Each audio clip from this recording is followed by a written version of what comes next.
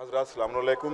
इस वक्त हम रोज़ा अक़दस मज़ार शहीद सालिस सलारमा पर मौजूद हैं और हमारे साथ जनाब हसन शाकिर साहब हैं जो अल मारूफ जनाब बबलू भाई, और इनकी साल भर तक के मज़ार शहीद सालिस के हवाले से बड़ी खिदमत रहती हैं। बिलखुसूस ये 4 रोज़ा प्रोग्राम जो हो रहा है मज़ार शहीद सालिस पे, आपका और आपके जो फ्रेंड्स हैं, आपका जो सर्कल है, उनका बड़ा कंट्रीब्यूशन रहा है। हमारे सिकंदर साहब भी यहाँ पर मौजूद हैं और हमारे कुर्बान अली साहब भी यहाँ पर मौजूद हैं, और हम जानना चाहते हैं जनाब बबलू साहब के तासुरात।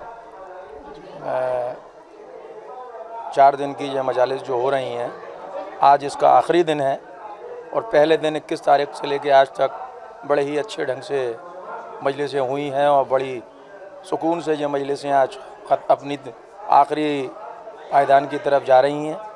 और हम बारगाह रब्बुल इज़्ज़त में दुआ करते हैं कि हर साल इसी तरह से, इसी अच्छी तरह से ये प्रोग्राम हो और अच्छे ढंग से होता है।